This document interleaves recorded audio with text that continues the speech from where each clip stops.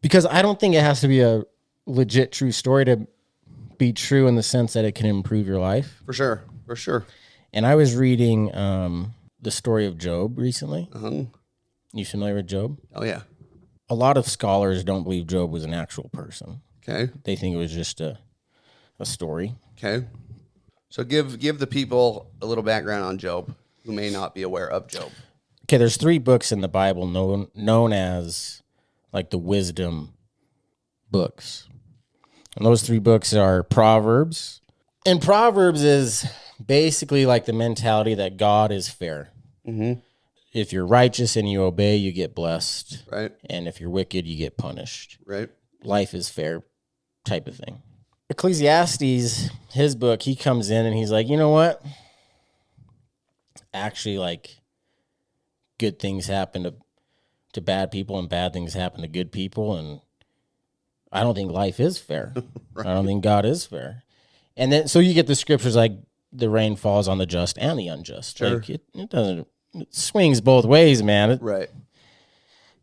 So those are like the 2 compete. Like, so one thinks God is this just being, and if you want to live a happy life, just obey God and he'll bless you. Right. And if you don't have a happy, blessed life, you must have screwed up somewhere. Right. And then Ecclesiastes is like, no, it's not fair. So then the 3rd book in the wisdom literature is the book of Job. And the book of Job kind of answers, or at least tries to answer, like these 2 competing thoughts. Like, is God just, right, or is God not just? And keep in mind, I don't even know if this is a true story, like the 5 monkey right. thing. But there's so much truth. Like, I'm crying reading the story of Job. So the story of Job is taking place like in like this council in the heavens, basically, and God's there, and God's talking about how cool he is and all these righteous people. And then this guy, Satan, right? I like that. Hey, I don't make the languages, man. So Satan, right? Obviously, this is Satan, but Satan stands for disagreeing with or oppose, one who opposes, something like that. So Satan, he gets up there and he's like, you know, like this Job guy that you're talking about, he has the good life. Like, he has a great family. He had like 700 sheep, he had all the animals, all the property. He had the family, the way he had everything. Yeah, he's not impressed by Job. Right. Yeah. And Satan's like, he's just like cheating the system. Like, he's just obeying you so he can get blessed. Right. He's like, I bet you if you took everything away or if you let me punish him, he'll curse you. He won't follow you anymore. Right. And so, you know, so God's this loving God. And so he allows this experiment to happen because that makes perfect sense. So he's like, yeah, I'll let you punish Job. Like, why not? Let's kick back and see what happens. It's like flipping through a TV show. Like, this episode of Job. So God and Satan are like, all right, Job, like, F this guy. So Satan goes down and, like, wipes out his kids. Mm-hmm. I think he had 7 sons and 3 daughters. Okay. Anyway, kills his kids. He loses his animals. His property burns. And then he gets boils everywhere. Yeah, Job's getting thrown through the ringer here. Yeah. And what does Job do? He still gives thanks and praises God. For the first couple chapters, yeah, he's like... And then he starts to wonder, like... He's like, I'm with you, God. What have I done here? And then, chapter 3, Job loses it. And he writes this poem of his misery. And he curses... The whole poem is basically him cursing the day he was born. Like, he just, like... Why was I born? Why did you do this? I should never have been born because that's how bad I hate this. It's awful. Right. And then, and so like he's pretty mad. And then his friends come. And remember, like the 3 books of wisdom in the Bible, the first one, Proverbs, where God is fair, God is just. And so Job's friends show up, and they have a very proverbial I don't know if that word makes sense, but they have like this viewpoint of Proverbs, like God is fair. And so his friends tell Job it's his fault. Job, you're Like really messed up here, bud. you must have done something. And they don't stop there. They start throwing out guesses. Like maybe Job did this. And it's weird because I've had that with my experience. Right. Like the car accident happened on a Sunday. So I've had people like, shouldn't have been driving on a Sunday. And like other things, Right. like what, like there's people in my life that have a very literal view of God in the scriptures, like Proverbs. Sure. And they're like, they must have done something. And like, I grew up in the LDS faith and people asked about garments. Like, were they wearing garments? Like if they were wearing garments, maybe they would have been okay. Right. And like I could go down the list, right. Just strange, bizarre things. But it's just like Job's friends, like the God they know is one way. What happened to their friend? There's this big cognitive dissonance. This doesn't make sense. So either we're wrong about God or Job did something, and we can't be wrong about God. So Job did something, and so they're just thrown out. These are his friends, dude. And even in the scriptures say it. God tells it to Satan. Job doesn't deserve any of this. He doesn't deserve any. We're just doing a guinea pig experiment on this dude for our entertainment. But Job doesn't deserve any of this. Didn't do anything wrong, but his friends were like, I don't know, man. Imagine that. Yeah. Imagine Job. So Job's getting through that. And again, I don't even know if this is a true story. Sure. But there's so much truth to it. So Job keeps going and he wants answers from God. He's like, you got to explain this to me. So God appears to Job in like a cloud. And he kind of takes Job. You know, what's that Christmas movie, Mr. Scrooge, where the angels taking him around? Is that the one where the angels taking him around? Yeah. It's kind of like that. So he's kind of showing Job the universe. Okay. And he's like, dude, the universe is so crazy wild. So much detail, so much precision. Like, you don't know the slightest thing about anything, Job. Right. Like, you're only seeing a piece of a piece of a piece of the puzzle that I can see. Right. And he's like, you couldn't run the universe for 1 hour, one day. You couldn't do it. You have no idea what's going on. Right. So he's trying to tell Job, like, just trust me. Like, it's gonna fit. It's gonna work. You just don't get it. And Right. you just gotta have faith in me, right? And then God, like, he talks about these two crazy beasts that he created and talks about how powerful they are and how, like, they can just tear you to shreds in seconds. Like, they will kill you in their sleep. And he talks about how these beasts are so dangerous but also beautiful and part of his beautiful plan. And then God just kind of, it fizzles out. God just kind of leaves it at that. Like, I'm just going to let you take that for, like, I'm not going to explain it any more than that. And so then Job goes through this thing of repentance and he eventually gets to this perspective of, okay, I'm going to trust in God then and his plan. And it doesn't make any sense to me, but I'm going to have faith that it makes sense in the grand scheme of things, which is great. And then, and there's a scripture and it hit me pretty hard. And I don't know word for word or where it's at in the story of Job. There's like a lot of chapters. But Job says something to the effect of, God gave me everything, so he could take it away. And Job kind of had this perspective of, listen, if I'm grateful enough to be here and I'm grateful enough to get all the stuff I get from this guy, I can't be too mad at him if he takes it away. Like, God giveth and God taketh away. And it was just like this interesting, and I believe that too, with what happened with me and my stuff. I mean, I don't think there's I don't believe in a God that intervenes. So I don't believe in an interventional God. So I have a different twist on it, but I have the same mindset of Job is like, listen, do you have, and Sam, like, It's crazy the chances of us just being alive right now. Like they are, it's crazy. It's crazy the opportunity we get to do what we get to do every day. Right. And so the fact that I got to have what I had with Courtney since we were 15, including 8 years of marriage, 3 kids, what I was able to have with Riggins, what I was able to have with Frankie, what I was able to have with Race, what Race was able to have with his son Ryder, and his, like, there's a lot to be grateful for. Right. There just is. And then the story ends. There's a couple parts, because remember, I don't think this is an actual story. This is just one of the wisdom chapters in the Bible to help us learn. But Job always talks about how his days fly by. And I'm not a believer, Job.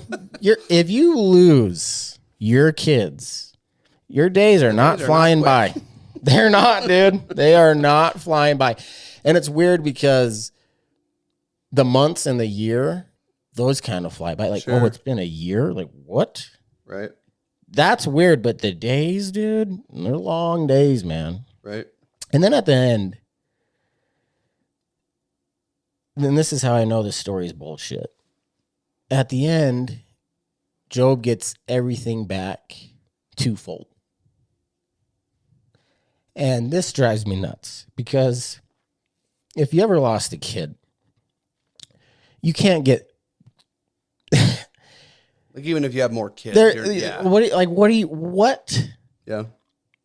I get 2 Courtneys now? What? Like, that doesn't make any sense. Doesn't make any sense to me. He can have a whole new family. And it says that in the Bible. The Bible says like his new kids, right? When he got everything back, his new kids it says his daughters were the fairest in the land. They were the prettiest in the land. And dude, like, that's not how it works, man. Right. You don't just get kids and the pain of the old kids go away. You kidding me? Or you just get a new relationship and the pain of Courtney goes away. Are you kidding me? Right. That's not how it works at all. Right. So the fact that this terrible story of Job has this weird happy ending that we're supposed to like believe in, like, hey, if you're gonna get it, like, and you're like, not saying, dude, what? And the story's not saying, and you're not saying that like you can't have, like, you can have another relationship, you can have kids, you can get things not necessarily back, but you can get those things again, right? And you can be happy about those things. But it doesn't mean that, oh, yeah, I'm not sad anymore about the other stuff. It's like, you can be both. Like, you can be happy. You can be in a new relationship and be so happy. But it doesn't mean like, oh, yeah, I'm good. No, that old relationship I'm over with. That's done. Yeah. And I think, and again, like, the 5 monkey thing reminded me of it because I don't think this story of Job has helped me a lot, dude. It's helped me a lot, to be honest with you. Yeah. But I don't think it's true, but I think it's true in a different way. I think it's true in the sense that it can help your life. And I think a lot of things in our lives are like that. And then the other thing I don't particularly love about the story of Job is, like, there wasn't a whole, like, dude, I can't do this alone. Like, I need help. I need people. Like, the we is greater than me. And that's something that I didn't like about the story of Job. And honestly, that's one thing I struggle with the Stoicism thing too. Stoicism is great, but it's very like individualistic. Right. Like, I want to be with my family again. Like, I want to see him again. And Stoicism doesn't really worry about any of that stuff. It just worries about what you can control in the moment with gaining knowledge and then using that knowledge to go through the other things of Stoicism. But dude, so back to this concept of we is like, Job did a lot of that stuff alone, and he did not just alone, but so his wife basically abandoned him and God, right? So the wife's cursing God, and then his friends like, he has no, like, right. He's trying to battle this all by himself. That's another red flag. I don't think this story's legit, man. Like, no, like, you need a friend, you need a therapist, you need something. Right. And it goes back to those zebras. Like, I do feel trauma is boom, red circle on your hip. Sure. Like you're in trouble. And you need to get that red paint off. You need to get with the group of zebras. If not, that lion you're done. Right. And I think if we want to try to, this might be quite a stretch now of how we're trying to tie this into everything, but I don't know, like mental illness, depressions, those suicide thoughts, it's kind of like that red dot, boom, red dot. Right. And I don't know. I guess what I'm trying to say is, don't be a cow. Don't follow the herd. Think for yourself, but be careful. You need other people. You got to be a part of something. Right. You got to be a part of something. And that's a hard balance to be your own person, but live amongst friends, family, health. It's hard, man. So let me ask you this. Why is it, and maybe this is a stupid question, it seems like people only ever, like, you didn't go to therapy until you experienced a situation. You don't, I got a red dot on my hip. So there's a song by a man named Jelly Roll. Jelly Roll, strange song. I know, I've heard that name, and someone sent me this song. It's a good song. Yeah, and the main part, he said, I only talk to God when I need a favor, and I only say a prayer when I don't have a prayer. So those lyrics, that's like the main chorus part. So I only talk to God when I need a favor. I only say a prayer when I don't have a prayer. Mm-hmm. And then I think, like, why is it that it's always like, oh crap, I'm in trouble, I gotta say a prayer. Or, oh crap, I don't feel good, I'm gonna go to the doctor. And it's like in your head, it's like these are like, well, yeah, I'm not gonna go to the doctor if I feel great. But like, why is it that we wait until things are bad to reach out for help? Like, we need help all the time. Are there preventatives? Are there things we can be doing the whole time? Like, it just seems like people wait till not even the last second, but until things get bad. And then they're like open to help and open to suggestions and opinions. But until things go bad, they're like, I'm my own man. I can do this all by myself. Well, failure and losing, it humbles you. Yeah. So that's part of it. Yeah. And then I do think we just kind of have this culture of, and we've talked about it before, and I love the quote that we kind of stumbled upon, the thief of grief is comparison. Mm-hmm. And I feel like a lot of, especially guys, like, because being a guy is just part of being tough and stoic, and you don't want to appear weak. And I think we just kind of mentally like, oh, I have it bad, but it's not as bad as him, so no one's going to care. Right. And we just don't talk about it because we do like this weird, because we do that with everything. We do that with everything in our lives. And we do the same thing with our trauma and the demons that we're dealing with is, do you think that's part of it? I think that might be part of it. And yeah, it's just scary. It's just you appear weak and stupid, and it's embarrassing to ask for help. And I did that yesterday. I was really struggling yesterday, and I eventually reached out to Jordan Marsh. I'm like, hey, I need help. Can you guys come watch Blue for a little bit? I just need to cry, and I just need a moment here. And they're like, yeah, boom. And it was hard, man. It was hard for me to send that text. I'm like, and the thoughts going through my mind where I don't want to appear weak. This was the number one thought I had in my head yesterday when I was scared to ask for help was, I don't want them to think that I'm being inconsiderate of them because I know they're also hurting. Sure. Because I'm asking Courtney's sister, Jordan, right, for help, who she's going through a bunch of shit too. Right. And Courtney's mom, who's going through a bunch of shit too. And so I'm like, I don't want to seem inconsiderate because I know you're hurting. And so how dare I ask you for help? And I don't want you to think that I don't know that you're hurting. Right. And so I'm just not going to ask then for help. Adds then. to the hurt for you. Yeah. And then it's weird because when I don't ask for help, I'm like, no one cares. No one effing cares. How do you not care? They do care. I just got to ask for help. It's hard because how many people have told you or you've heard about please let me know if you need anything. What can I do? 90% of the time when people reach out to me, that's how they end it. But it's I will never reach out to them because I don't want to ruin their day. Right. I don't want to. Well, it's like, do they really know what they're offering? Like the type of help you want or would ever ask for? Is that what they're even talking about? Like, I think some of them are, and some of them is just something that you say, and Yeah. and which is fine. I'm not. Sure. It's just like it's brutal, man. It's Yeah. brutal.